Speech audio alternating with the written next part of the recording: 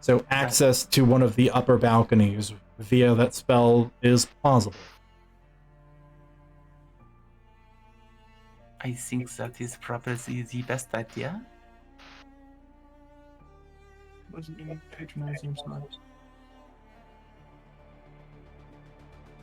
Do you have the spell slots now? I do.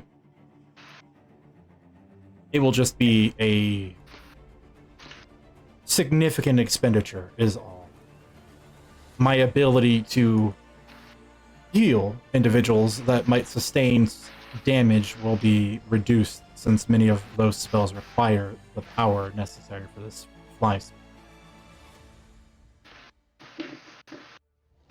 You will recover them tomorrow, though, yes? When I rest, of course. We are nearing the end of the day. I think it is time to try it. It is more dangerous down here than up there, I think. We don't know what is inside. We were also told there could be chances of a dragon cult residing inside the city. Yeah.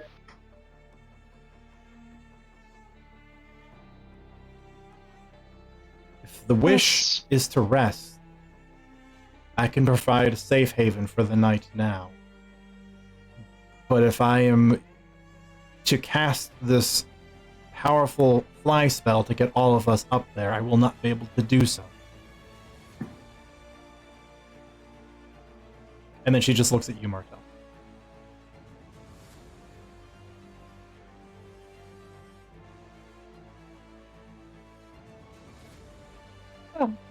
I think perhaps a safe haven for the night is a more important thing at the moment.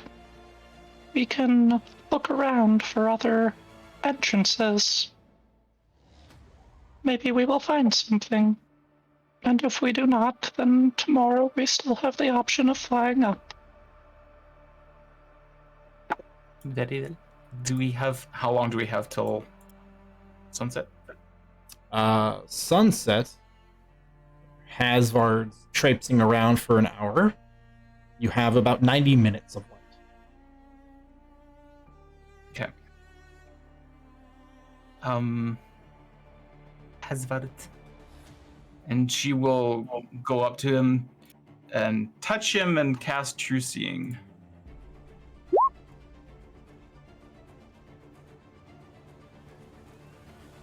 And she mutates.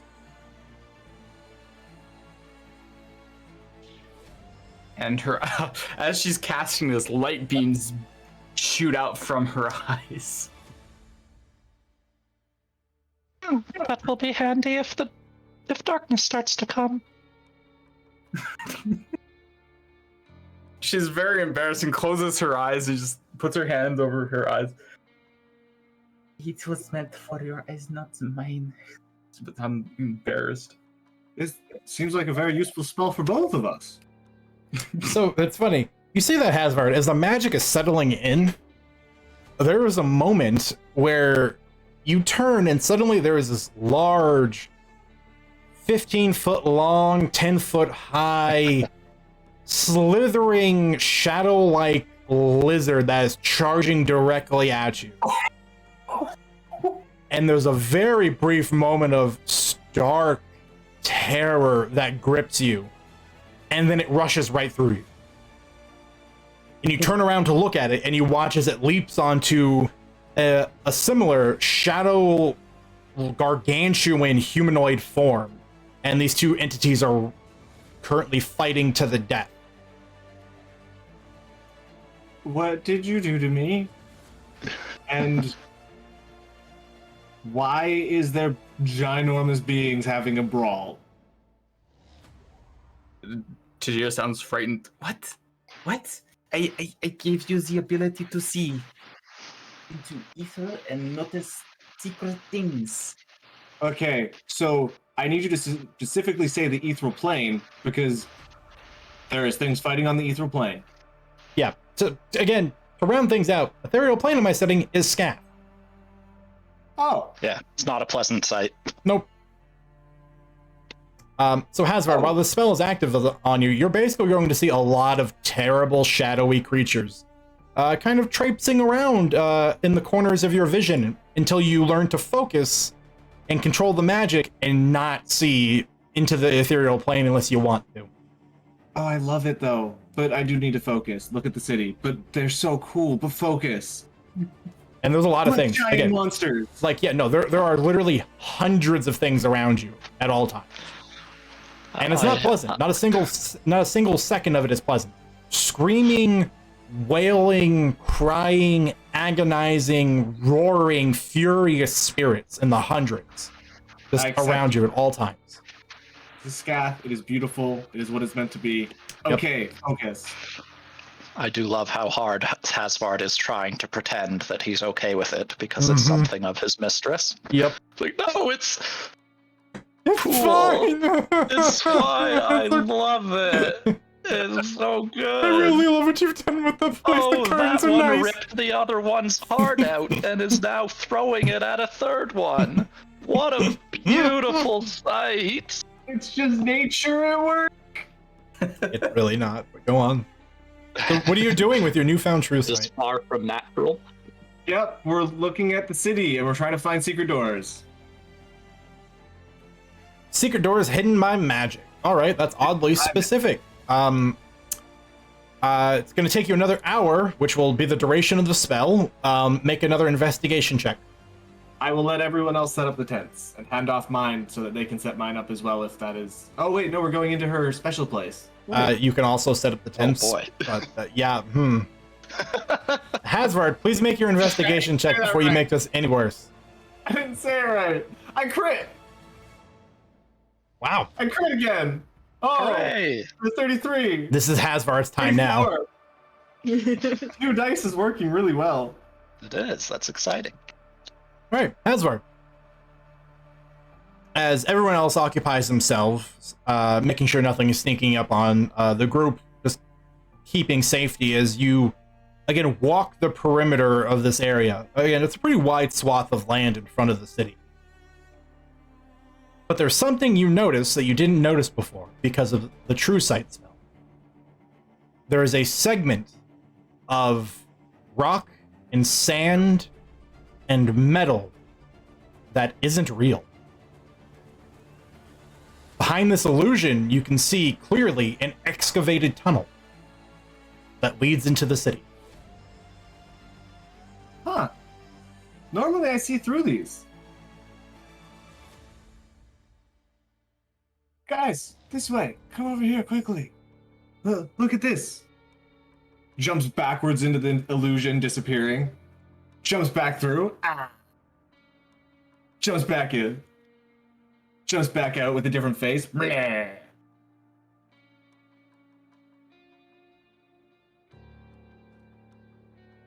No? No one? Okay.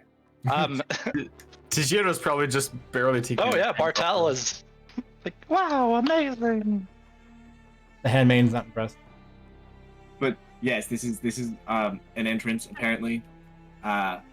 We could totally go inside and you would still have your ability to make a safe haven so we can keep moving, or we could stay outside and do that tomorrow when we have light. Not that most of us need light. Sorry, Tajira. You don't need light now either. It stopped glowing. Her eyes have stopped glowing. It only lasts for a minute, I believe. So. Excellent. Well done.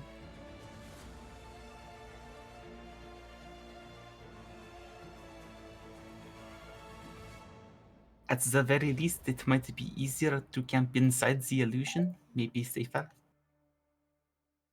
Oh, yeah, the handmaiden's door is probably very safe. But yeah, we could put it inside the illusion. Good point. The door can be made invisible. So where we camp, I do not care.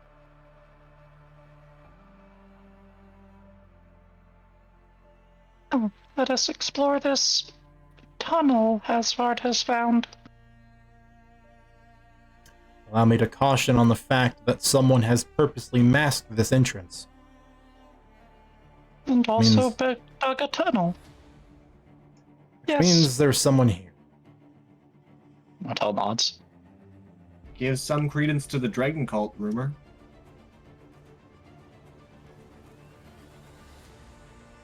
And time will tell. Yeah, we should keep an eye out for any signs that they might be here. You know? Any dragon carvings just scratched into the wall. You know how people like to leave a sign.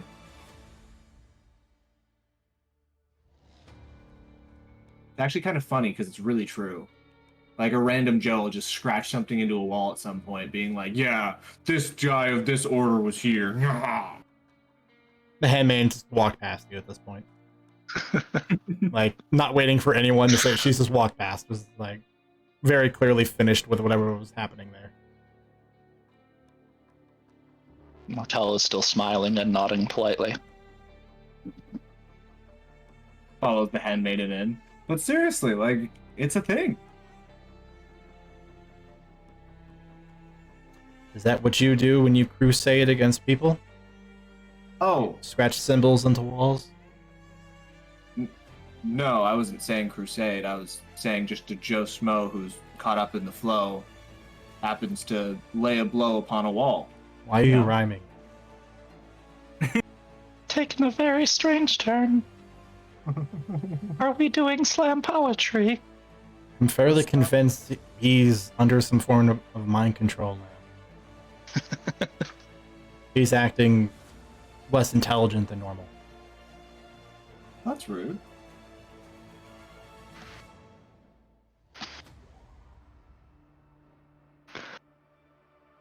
No, not a concern. Bartel right. Bartel smiled. Perhaps hearing the handmaiden make a joke for the first time. Yes. Well, perhaps we'll tie him up tonight. Make sure he can't get anywhere. Wouldn't want him seeing our secrets. Whilst mind controlled.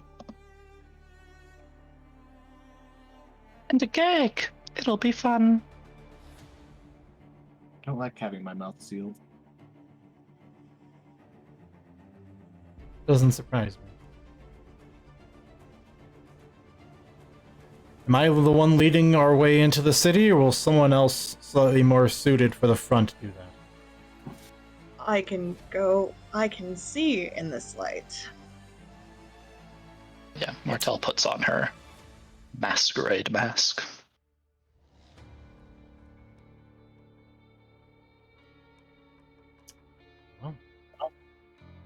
Into the city you go. Following this tunnel dug into the stone and rock. When you follow the length of it, it winds further in, being carved perfectly out of the collapsed stone around you. Clearly done via magic. It leads you to a much smaller door, 10 feet tall, 20 feet across, that is inlaid to the side of the city. The dark black metal adorned by a silver door frame over which the keystone, this large glowing amber stone, rests. The doors are currently shut, and with no obvious handles or methods to open. How do you proceed? Do my seeing eyes see anything?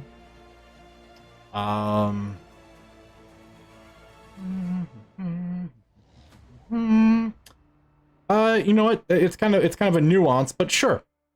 Hasvard, with the true sight, which is beginning to fade, because it took you the better part of an hour to discover this. With the true sight that is beginning to fade, you see that there are magical circuits embedded into the wall. And you can see the power of the magic flowing from the keystone down to a segment on the wall to the right. It appears to be just plain metal. There's no obvious exterior details, but that is where you can see the magic is centered. Can I investigate and see if there's any fingerprint smudges or anything like that on it? Sure. Yeah. Oh my gosh, I'm not even kidding. It's another 20. Asgard's time. It's finally So come. 33. I like this dice. That's disgusting. 33. Hasvard, you lean in closely to the wall, your eyes glowing with the fading remnants of the true seeing spell. And you look very carefully at it. And then you kind of do the one of... and you watch as against the dark metal, as there are what looks to be remnants of handprints there. Very faint. Oh, that's not necessarily good, because that might mean we need one of their hands.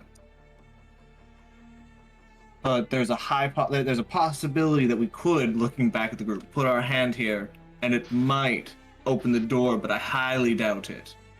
There's also the possibility that we need one of those elementals to put their hand on it. Also don't like that option. But it seems to be a hand placing spot right here. And it's a little worrying. Maybe it's just you put your hand and you inject magic into it and then the door opens. I don't know.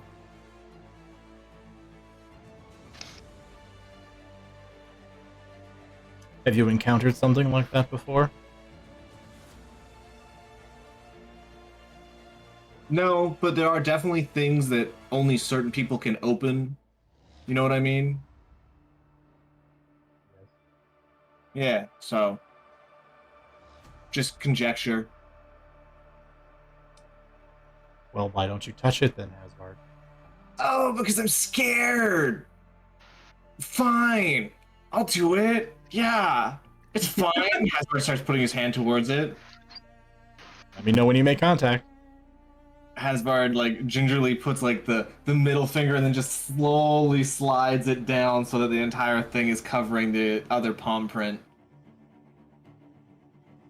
Nothing happened. Okay, nothing happened. Boo! Only scared me a little.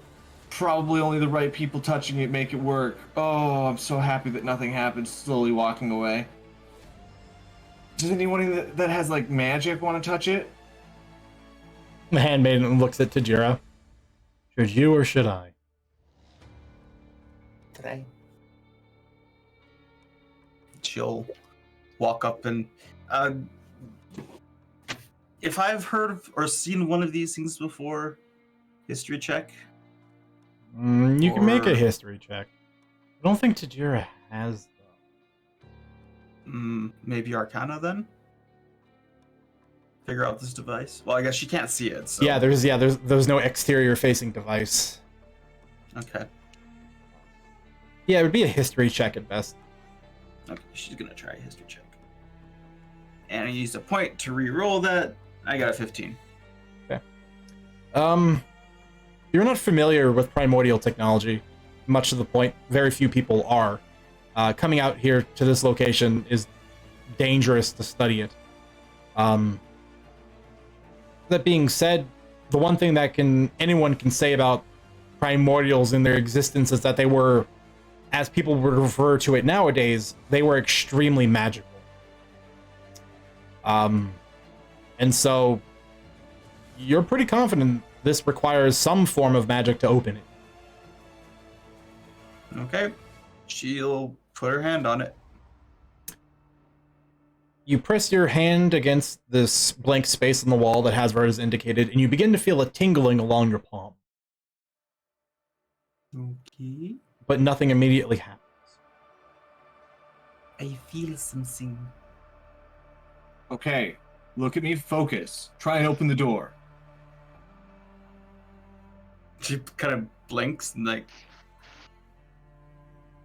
tries to like mentally think or open door. Okay?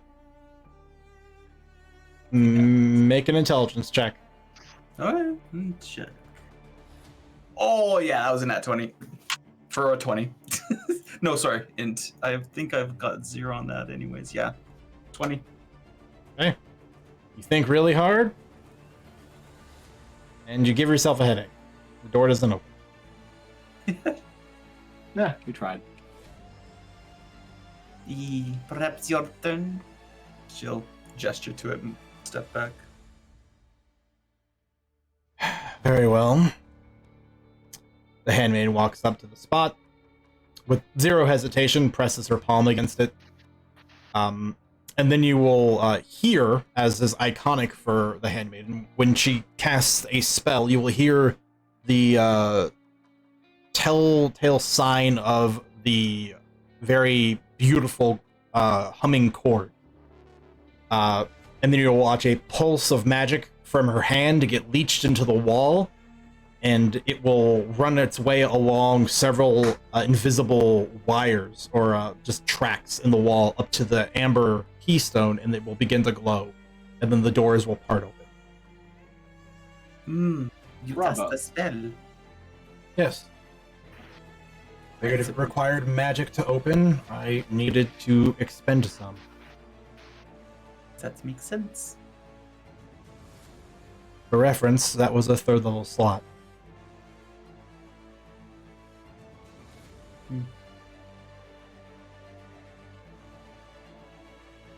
Oh, In case we wish to experiment with first or second in the future.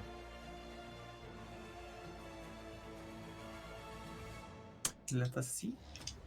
The doors part open, and She'll look through it. they reveal a interior hallway, illuminated by the soft orange glow of what appears to be lava encased by some sort of translucent substance that runs along the length of the wall.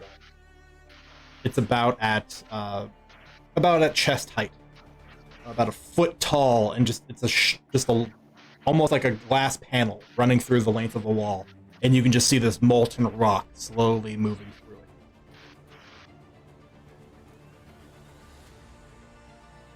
There's a left and a right, and they seem to go down in either direction for a very long distance, further than anyone's vision can see.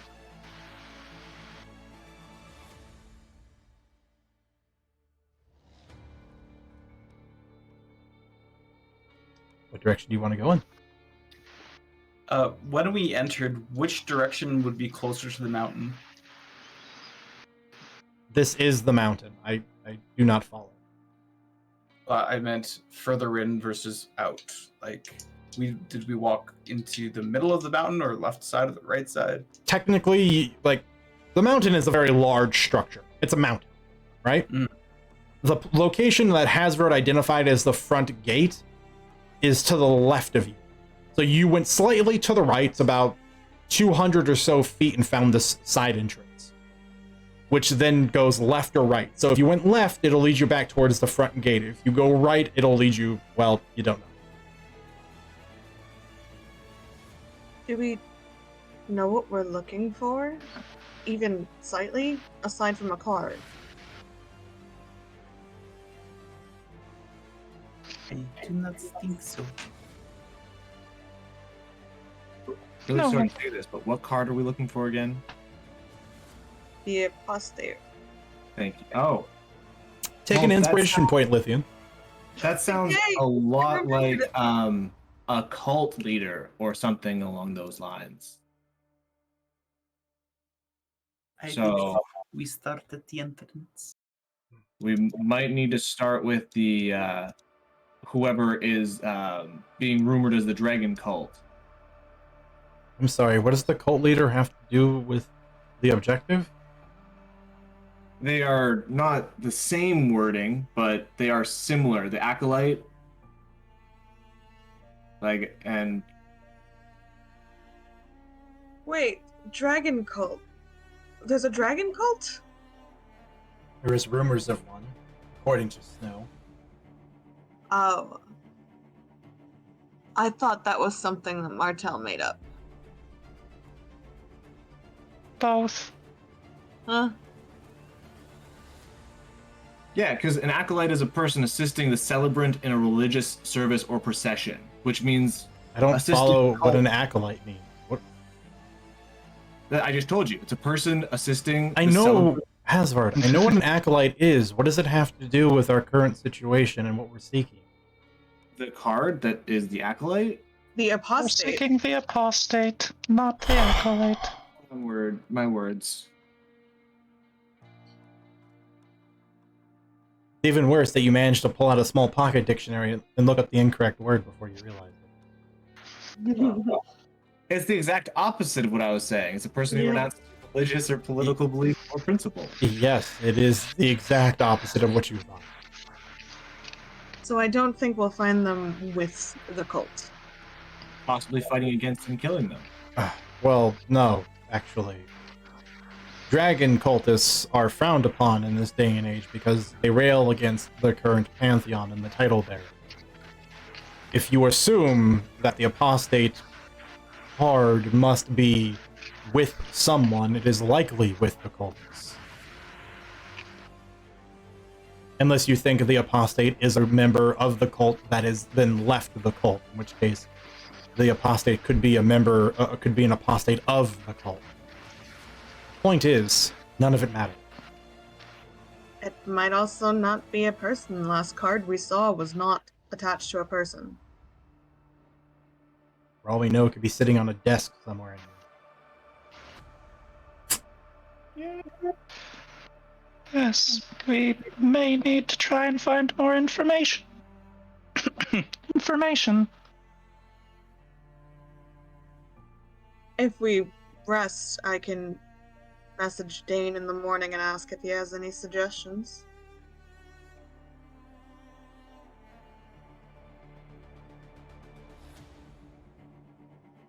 That might be wise.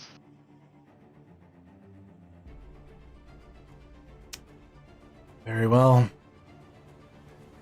I'll begin the preparations. The handmaiden promptly exits the tunnel and steps back outside.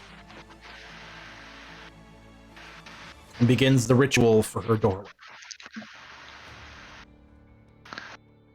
I definitely think the cult is a good starting location in the sense of people normally have quite a bit of information, and if you can get it from them, it makes your job easier as to where to start.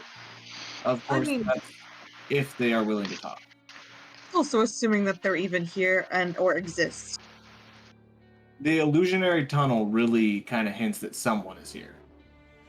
It could be dead. Hence, Ooh, somebody that's was true. here. I guess magic doesn't wear off if you die, does it? In time. It takes centuries for it to dissipate if the spellcaster was powerful enough.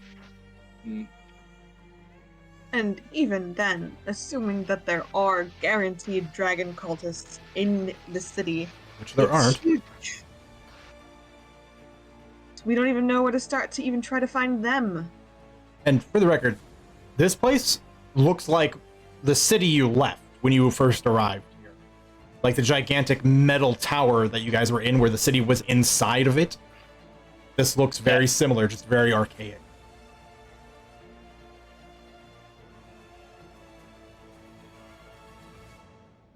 I very much assume it's what I'm staring at on the main page of the Convergence campaign. Shh, you might be right. I totally wasn't building up for this the entire time. Well, a minute passes by, and the handmaiden will finish casting the spell to create her doorway to the safe haven. Except, when the doorway appears in its elegant ivory and gold leaf decoration, it is above the carved-out tunnel of rock. Let me rephrase it. It's on the ceiling. Oh. Very clever. Didn't want anyone coming out here in case there were individuals actively patrolling the area and walk headlong into an invisible door.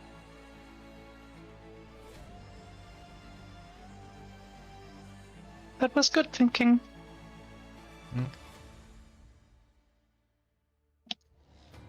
And Martel will climb in. Yeah. The handmaiden waves a hand, the door swings open, and you can see the inside of the oasis that waits beyond. There is a gold-laced rope that falls down from the door. And the handmaiden will use the climb and into the portal. All right, then yeah, Martell will follow suit. Follow inside. Mm-hmm. So I'm sure it's somewhat strange going from climbing up a rope Yes. to like feeling like you're laying flat on the ground. Yeah, the orientation of the gravity does right itself once inside. And it's very unusual, because you're climbing up, and then, yeah, you're basically crawling through the door. But you will be helped into the oasis by several of the servants that wait within. These beautiful spectral humanoids that take on many different shapes, forms, races, and varying levels of dress. Mostly on the south side of scantily clad. Kind of imagine like a lot of the typical depictions of like Greek gods and goddesses in the handmaidens that they have weight on them. Very thin, diaphanous gowns, very beautiful and well-defined features, and they help pull you in, and the door snaps shut behind the last person. For those of you that have not been here, you are now standing in an open field of tall, waving green grass.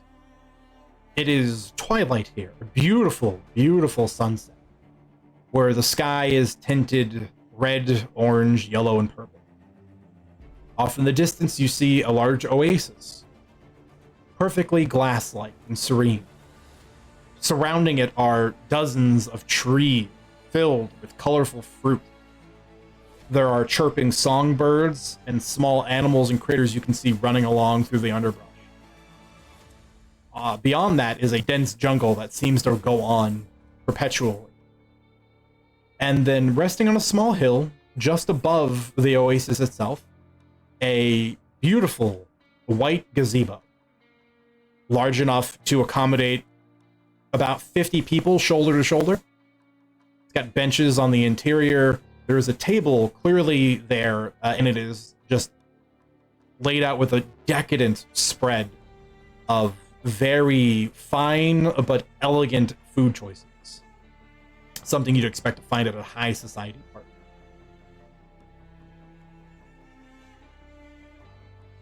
Once here, the handmaiden, unlike a lot of the other time, only regards Martell, and then will gesture to the gazebo and walk over with it, acting as if none of you here even exist. Martell will head to the gazebo. Tiziero will kind of hesitate and look around and like, shall we follow? No one's stopping us. She'll kind of shrug and start following Martell.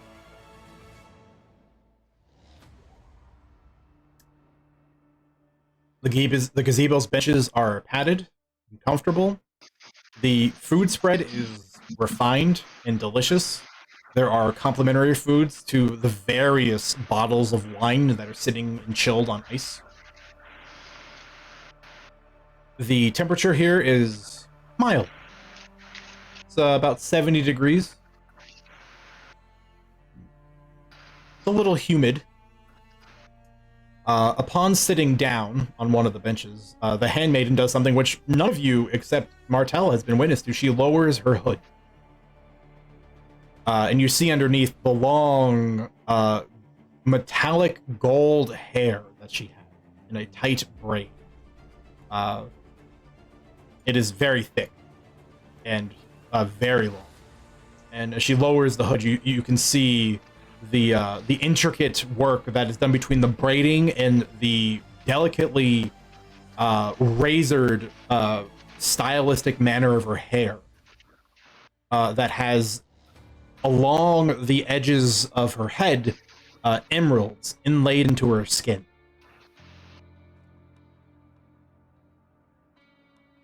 She sits down and politely takes up a glass of chilled wine, samples on a couple of grapes. Then once everyone's kind of awkwardly caught up, not really sure what to do with the atmosphere, she kind of waves to the oasis. You are welcome to do as you please here. You will not run out of food. You may ask for things of the servants as necessary. As long as you're not overly abusive, they will meet all of your needs. Do we If you have wish any- a place to sleep, you may ask for one.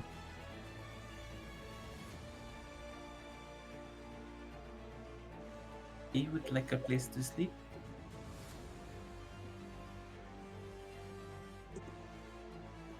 Do you prefer a mattress?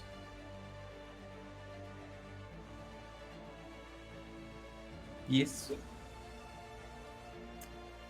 Very well. She looks out beyond, underneath one of the trees, and you see her kind of raise a hand with a finger extended. And then as she brings the finger down, growing out of the grass and the roots of the tree, you watch as a bed frame is made. And then a mattress sort of unrolls and flops down onto it. And then you watch as sheets and bedding sort of spring up out of the ground and make the bed. And then last but not least, shaken from the branches above on the tree, a feathered pillow just kind of...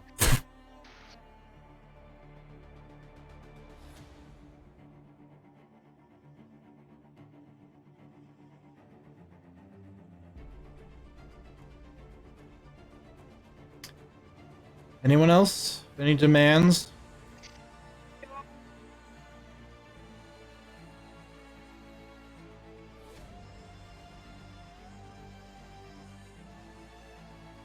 Oh, and there, I thought somebody was talking.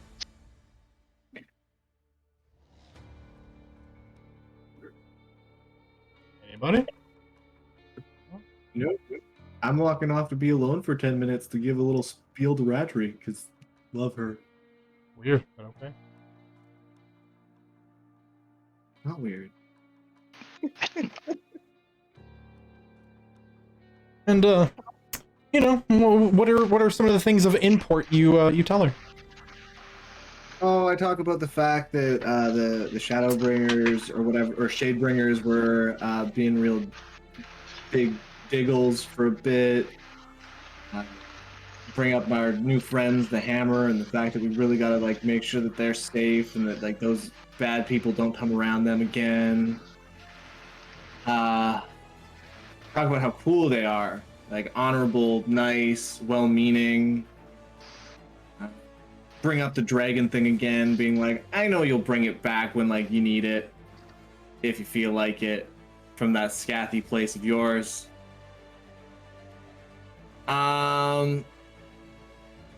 Talk about, you know, the fact that I miss some of my family. I miss her. And yeah, just hope life is good.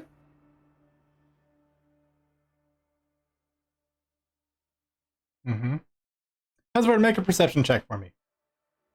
Oh, okay. 13 plus 1 is 14. You do not hear anything, but as usual, you know your report has been heard.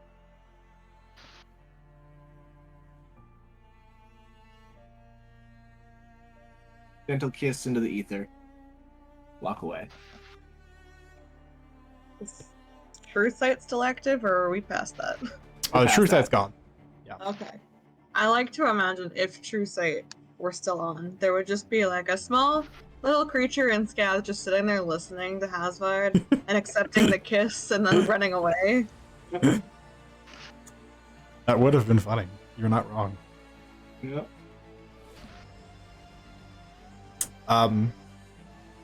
Sometime around the time Hasbard finishes, while he's off doing his thing, the handmaid just leans into you, Martel. Hasbard has some very odd assumptions about his relationship with his goddess. Very uncomfortable. Martel,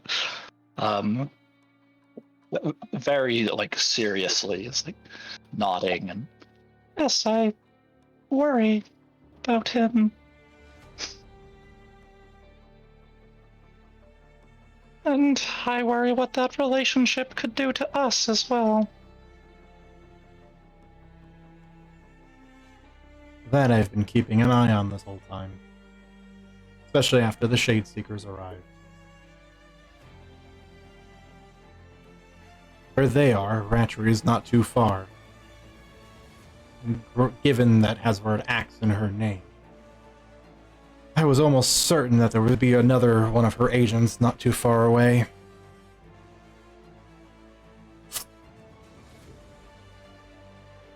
Appreciate your vigilance.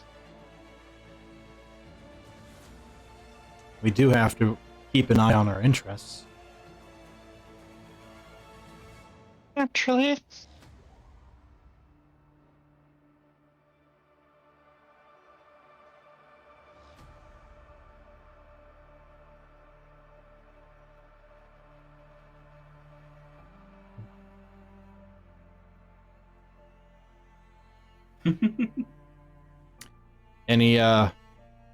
Any last mentions for the evening? I try to have like a nightly Shiraz with Martel of just, yeah, this is a neat place. Like, have you been here before? Like, is it neat? Is it T-Rex? We've been here, we've said that before, but like, just the general conversation flow to get things rolling. Yes, I have been here before. No, it is not Tyrvix, but it is modeled after his place. Or one of them. So he has a lot of these kind of sub-dimensional areas. Should I say sub? I don't know if sub's the right word, but I do not know. He is a god. He dwells where he will.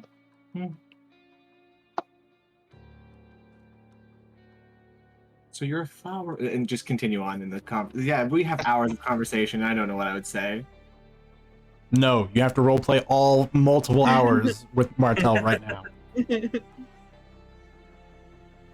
Okay, good night. Oh no. It's not good night time. Lithian is going to pull Martel aside Mm-hmm. because it's time. Just Oh man, hold on. Let me turn off my fan so I can hear well. Don't want to miss anything. Alright, let's do this. Oh, okay, I need to be serious. Hold on. Give me a second. Yeah, just gonna pull you off somewhere, like, not super far away, but far enough away she doesn't think that everybody's, like, leaning in. So, about, well, everything the last couple days. I understand why you did what you did.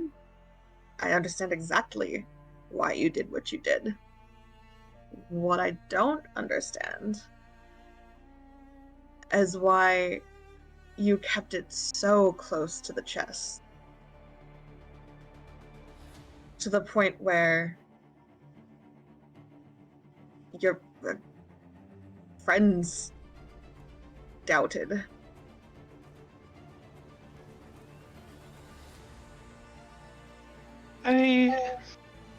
It because, don't trust you. All of you. Not completely.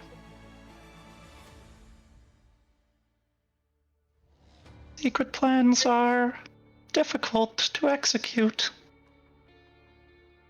True. And if more than one person knows a secret, you risk it being spread. I agree. I was raised in a world full of secrets. And I also understand that there are different levels of trust. You don't have to trust somebody to completely to be able to trust them with plans when you have the mutual interest in them succeeding.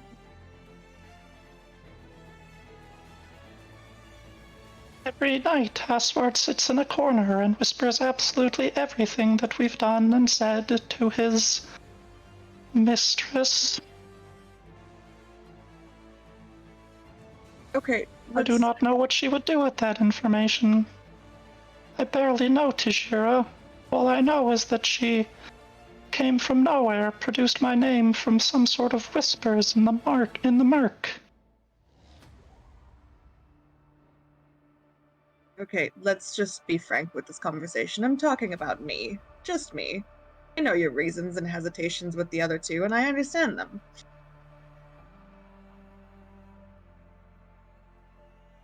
Oh, you.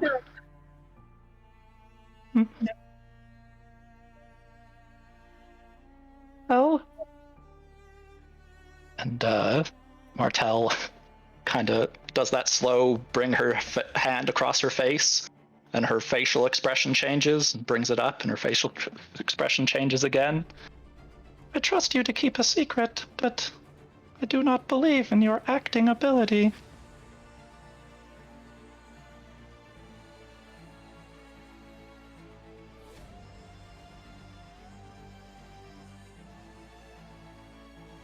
But you trusted me, at least to involve me in the end when the most acting was involved.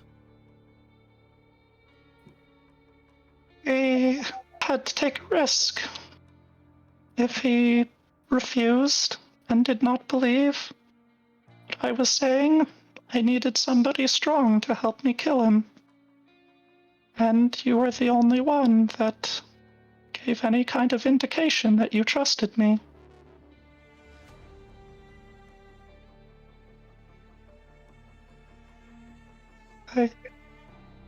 I am sorry, Lith. I also have to face, every day, the words of a very dear friend who I trust wholeheartedly, that someone I care about is plotting against me.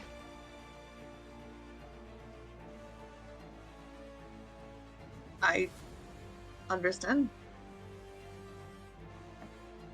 Heard that too.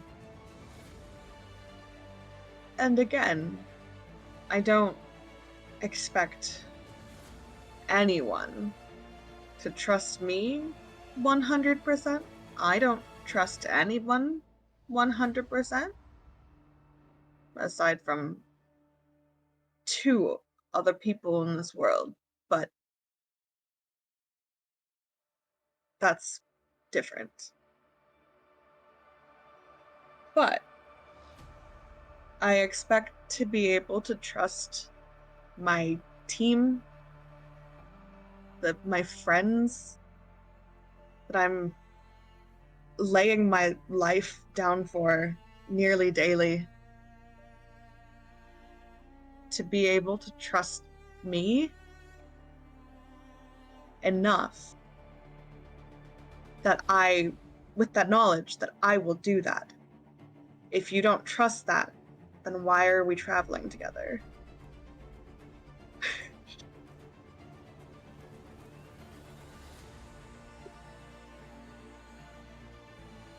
I'm honestly not sure. When it no longer was about your uncle or helping him, I haven't been able to figure out your motivations for coming along. You haven't asked. Suppose that's not really my strong suit. If I just ask, you could easily lie to me. You just said you don't trust my acting ability. Martel smiles. That is true. But, well, I've believed a lot of lies over my lifetime. I do not trust my ability to see through your poor acting. Well, you and me both. I've been screwed over by my fair share of people. I don't know don't know how long you've been around, so I can't compare on length of time. However, I get it.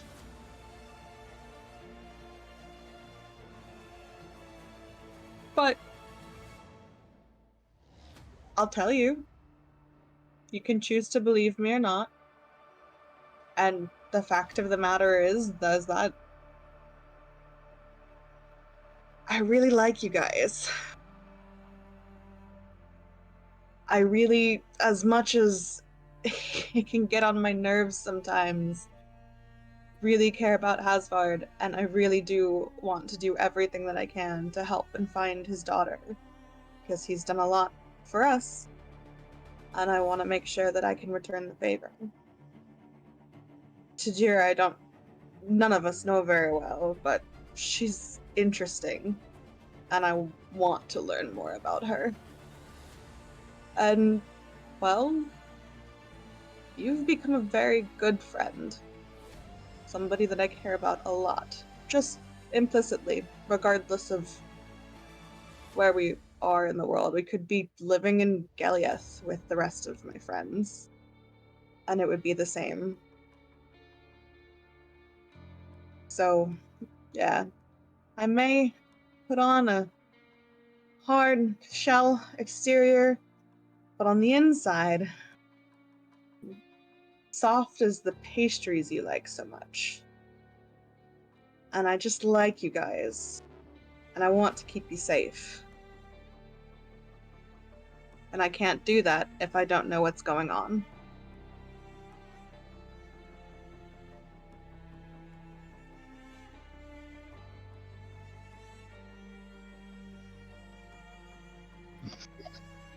I mean, insight check was only an 8. Martel just kind of gives you a sad smile and says, "Seem honest, but you would." I mean, would I lie about liking Hasvard? Come on. He's fun. He He's is. like, well, somebody once described to me their, doddering grandpa. That's what he reminds me of. He kind of gives me the nutty uncle kind of feeling.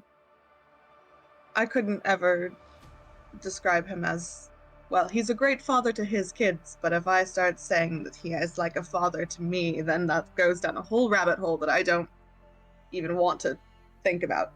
Anyway. I don't think any of us are willing to risk telling him that.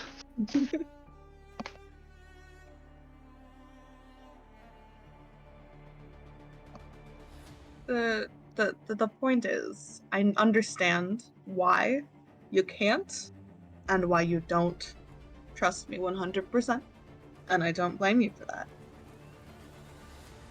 But I need you to know that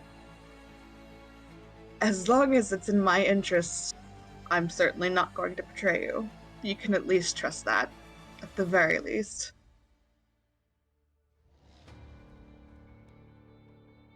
Well, then I suppose I can give you the same promise. As long as you are a friend and our interests align, I will not betray you. Few believe me, but I really do want a better world. Everything I strive for is to create one. I believe you. Part of why you like children so much, isn't it? They're the future, they're the better world. I hope so. I don't think a bad person could have so much empathy that you do for children, much to your detriment.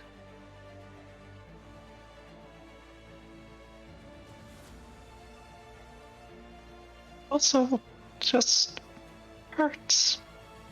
It hurts when I have to kill people I care about. But if you go It's- through life not letting anybody in or caring about anybody, what kind of life is that?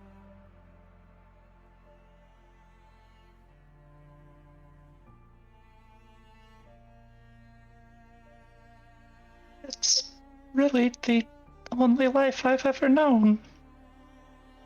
Having people around me all the time is a strange experience.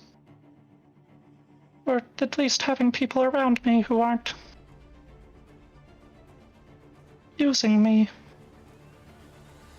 I've never had anything like this.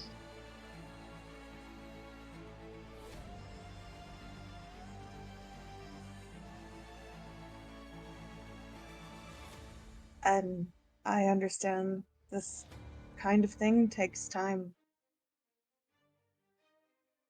And I'm not planning on going anywhere. Just asking for a little more consideration in the future.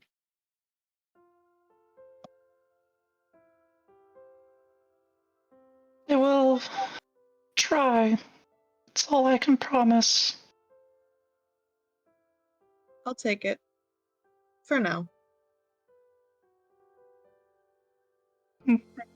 Lithian, I really hope it's not you who's going to betray me. If it is, I would rather kill myself first.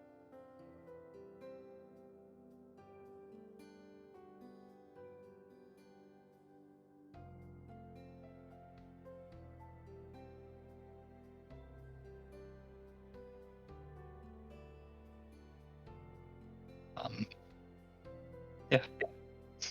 Martel looks very sincerely touched by what you've said, but it also seems pretty clear that she doesn't know what to do with it.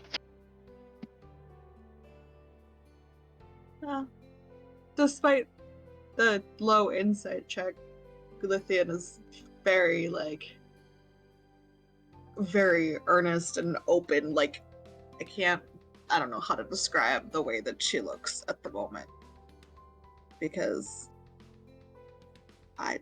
my brain isn't working.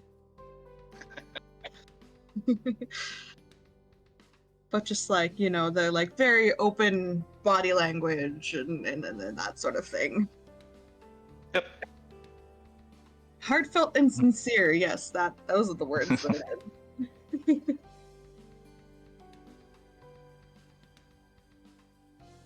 had. Yeah. And I mean, conversation I think will go slightly more casual from there. Yeah. As Martel orders you several drinks. Increasingly attractive ethereal servants keep bringing them. Oh, excellent. When you guys kind of wind down, it is when you hear in the distance a very full-bodied and, to some of you perhaps, a mildly annoying laugh.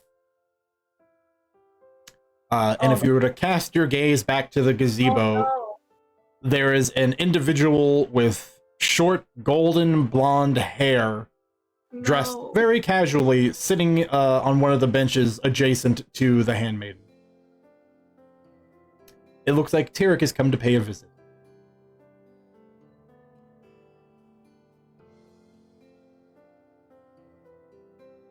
Martel doesn't quite go, oh, hooray, and run off away from Lithian, but the conversation starts to wrap up pretty quick.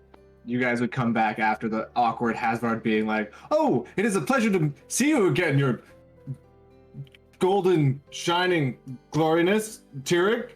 You're literally the worst at this. You know that, right? No? But here, let's have a little exercise. Pretend I'm Ratchery, but I'm bright and bubbly and lovable. Now try to come up with a name. My streak of luck? Sir Tyrek? I don't know. No, you really are just the worst at it. All right. Well, you tried. Yeah. All right, I'll just call you Tirig from now on. I'm sorry. Yeah, Stop. just please, just Tarek. It really, I Oh, I have many titles. I've earned many titles. I don't need other non-important titles given to me. You understand? Okay. Well, I've earned all of mine through my very lengthy career.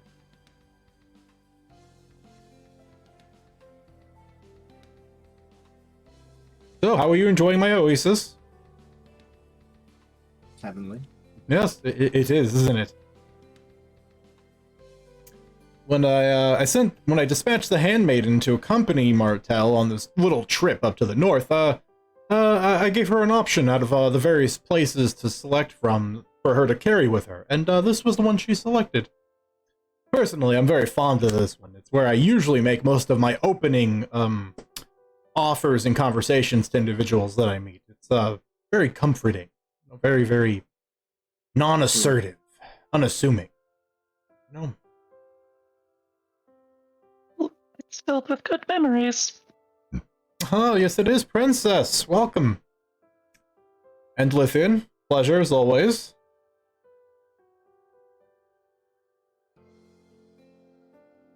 I see. Kind of does a head nod, like the cool guy head nod. Mm-hmm. Yeah. The nod acknowledgement. Yeah. Well, don't mind me. I was just dropping in to see how you were progressing. I just kind of wanted to get a little bit of a report to see how things are faring.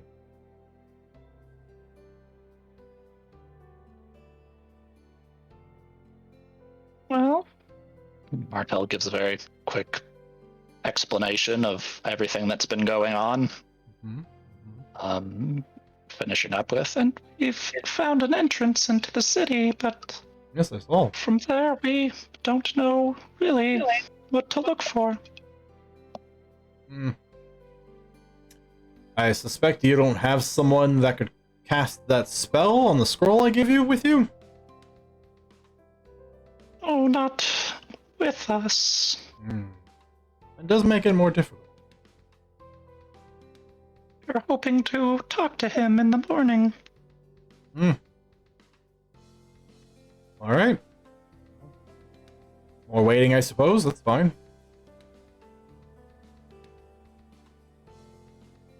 So a dragon cult, you say? Heard a lot of those crop up in the last couple of months. Becoming a habit. A very alarming habit. And this is, if we run into them, the third one I've run into. Might I offer a suggestion if you do? Kill them all.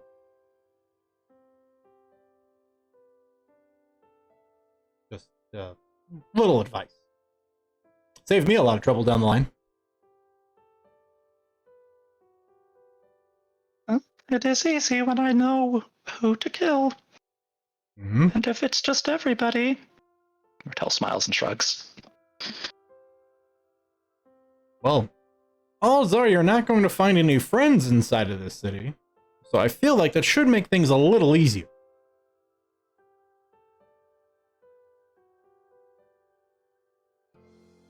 And let's be honest, no one wants a second rising of the dragons. Not going to end well for anybody. They're violent and nasty and full of sharp teeth and claws. Just don't. Trust me. Not worth it. Well, hopefully, Mother is keeping her promise and killing as many of these dragon cults as she can find. Although, she may be a problem in the future, too. Well, possible. Probable. She's been getting stronger. That's been a growing concern of mine, actually. But that's neither here nor there. Well, actually, could be here. I don't know where she is. This might be her. So, consider that when going into the city, I suppose. Well, if it is her... least I have a slight in. Garrett just shrugs. Maybe. Perhaps you can just get what you want and go about your way and everyone's happy. Would be the dream. Hopefully, no one accidentally contacts Chaos. Tarek side-eyes everyone in the gazebo. And then looks a distance away towards the tree where Tajira is sleeping. Yeah, hopefully no one does, huh?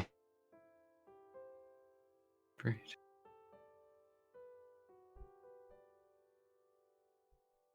Well, is there anything any of you need of me since I'm here? Granted, not wholly here. This is a fraction of me here, visit. But, I'm a god, so I can do many things. So, anything?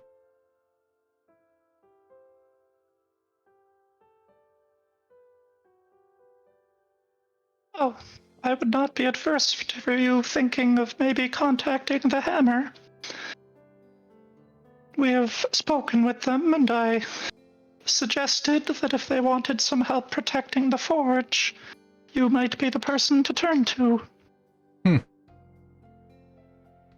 I could certainly arrange something. They made a deal with the Shade Seeker for that very thing. Feels like maybe they're looking.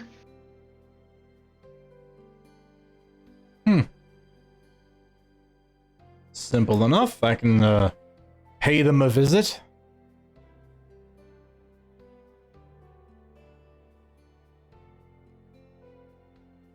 Otherwise, I think I have everything I need. The Handmaiden has been a lovely companion. Thank you so much for the help. Well, of course. Well, I considered the company you were keeping and thought it could be a little bit better, so I sent someone along to keep you company.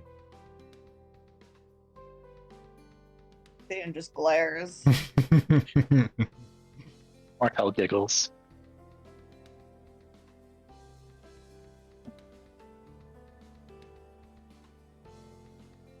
Well, fine. If all of you are going to be so tight-lipped, I'm going to go, but I'm going to leave with you a little bit of luck.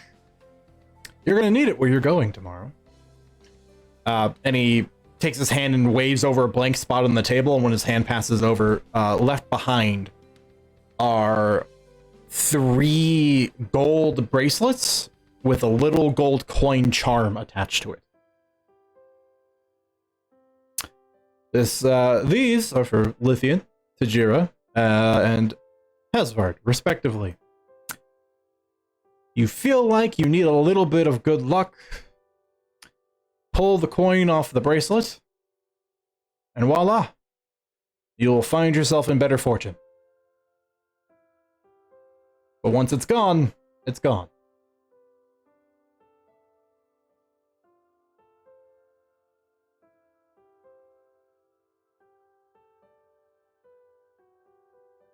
Okay, I guess I'm going to see myself out. You guys enjoy my oasis. Good luck to wherever you go, and remember, you see dragon cultists, kill them.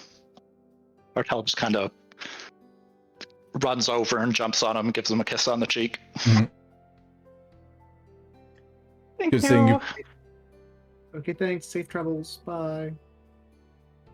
Don't you pretend to talk to me now or care about my travels, Hasvard. You told me. I saw how quiet and awkward you were being when I was actually offering my help. Yeah, but you were talking to.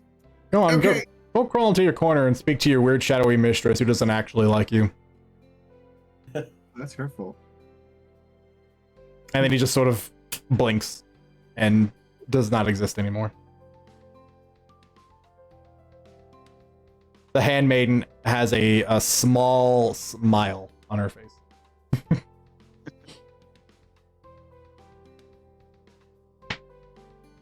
Martel turns to Hasvard and Lithian and says, "Better.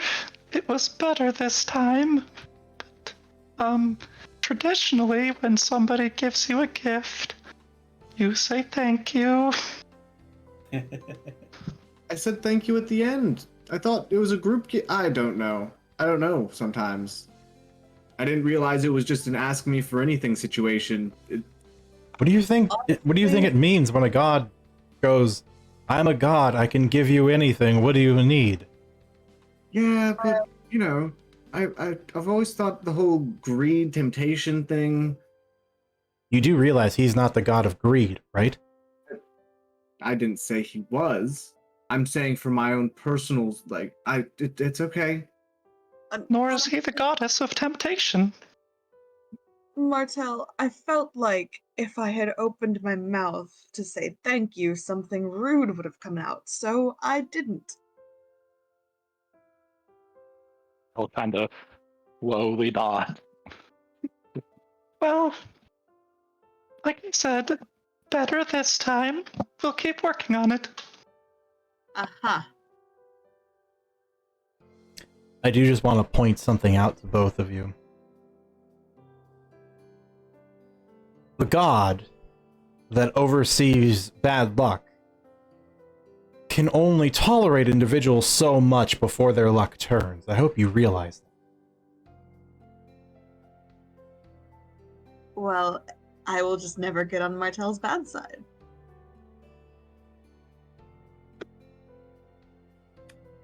The handmaiden just goes back to sipping her wine. Yeah. I've really Martel kind of does one of those, like, sucking on your teeth kind of things. Just like, well, I think the reason your luck has held is because you're not on my bad side. I think the handmaiden is suggesting only my good graces go only so far. really not trying to be disrespectful. It's just it's hard to be around a god sometimes. Like, not your own god. Does that not make sense? I don't know. It's not an everyday occurrence until recently. Have you ever been around Ratchery in person? Once or twice. Has she ever appeared to you in a full form? Like Tyrek just did to us? We can talk about this later. Another silent nod. She goes back to sipping her wine. Yeah. Martel just kind of gives Haspart a raised eyebrow. Well, I think that answers the question. I've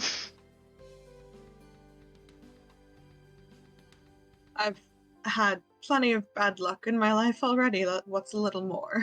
I don't want to say that. Funny.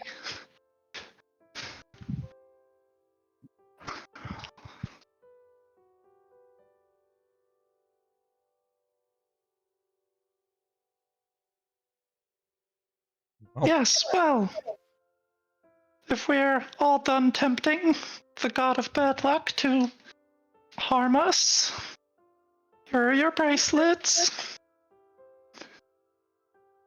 Lothian begrudgingly puts it on.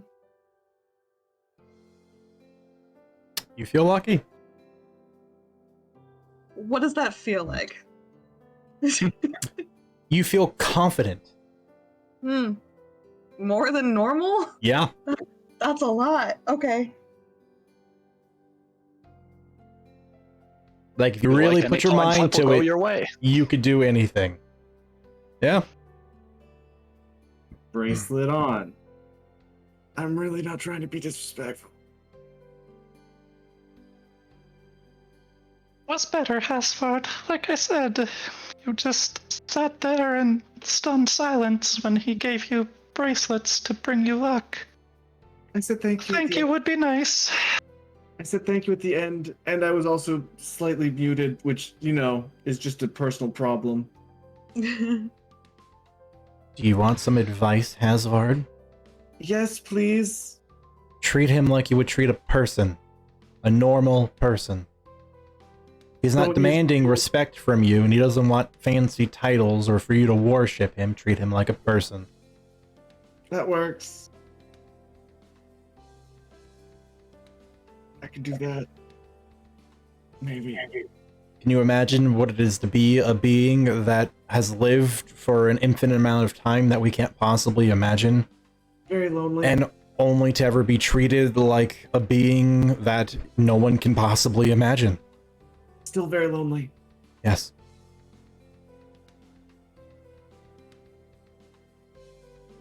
I guess they don't find it humorous anymore sometimes. Depends on the god, I suppose. It's valid. But given that you have two experts of the one that has just left here with you, you should No, I probably like- take their advice. I really appreciate it. I'm gonna go into my corner. Just don't do anything weird over there, Hasvard. No, I'll be I'm not watching. it's fine. Well, this exchange has made me uncomfortable. I'm going to bed. Are you going to sleep in one of the hammocks, or do you want a mattress like Tajira? I don't know. Are you going to call it a demand if I ask for one? Is it not what it is? I feel demand has a very different connotation than request. Are you going to ask for the normal queen or king-sized mattress you like? I would love one if it's easy and you don't mind, but I can also sleep in the hammock. This plane of existence literally bends to my will, Lithian. Nothing here is of any effort to me. I don't know anything about magic, so I wouldn't know. Which I know you know. She takes another sip of her wine, and then just after she puts the glass down, she just points off into the distance near one of the larger trees where there is a large king-sized bed, well adorned with a dozen or so pillows of varying shapes and sizes, and very plush-looking bedding. Thank you. Mm. And she'll walk off and jump in the bed like a child. Very Lithian poofy. in bed. Hasvard sitting in a corner and Tajira asleep. Martel just turns to the handmaiden and smiles and says, "You're nearly as good at that as Tarek is." Thank you. She smiles. She will then also take a hand and sort of make a small circular gesture with it. And a series of partially translucent curtains will pull around the gazebo. To which the handmaiden then begins to remove most of her ceremonial robes, getting down to just underclothes, and then she gets into a comfortable trancing position and closes her eyes. And Martel will similarly strip down and do her thing. All right, last thing for the night then. You all know it, you all love it. Roll me some fate dice. I'm grabbing different dice. Seems slightly redundant since I just saw my god, but hey, Yeah. let's see what happens. You don't want a personal visit? Come on. 52. 71. Is that 52, Tim? Yes. Another high roll, a 96. Hmm. Oh, nice. Come on, give me something nice. Come on, one. Come He on, said- one. No, that's mean. 76. 76. Oh. I'm happy for you to be in the top 30 rather than the bottom 30. Thanks, man. Yeah, you rolled the second highest tonight. Good for you. The averages are increasing. Doing something. That being said, Hey, you had great rolls tonight. Yeah. yeah. You saved a lot of like casual searching for an entrance, coupled with the true seeing spell. Thank you for that spell. Yeah, good call, Tim. Yeah. Seriously, true seeing, highly underrated spell. Super good just to have casual true sight available to you at all times.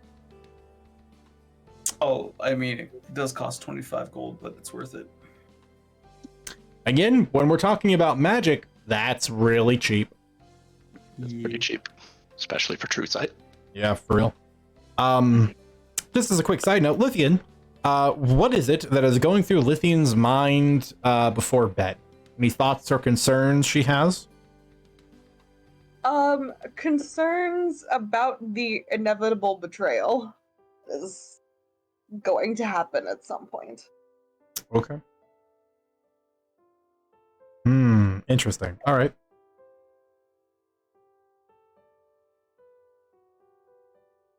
All right. Well, as you all wander off into slumber for the evening, you will awake tomorrow, prepared to head into Vark Kalzar, the city of Blazing Ember, and see what waits for you inside. Hopefully, somewhere, the card of the apostate. But we'll find out next time. I can't say next week because I know there are weird date things happening. I have to double check things. We'll find out next time. Otherwise, hey, thanks for watching. Thank you guys for playing. I really hope everybody involved suffers through this heat wave. Those of us that are on the West Coast, and if you're just a place that's hot, I'm sorry for you. Move. But until next time, we'll catch you later. And again, as always, you can do nothing else. Make good choices. Good night, everybody. Bye. Bye.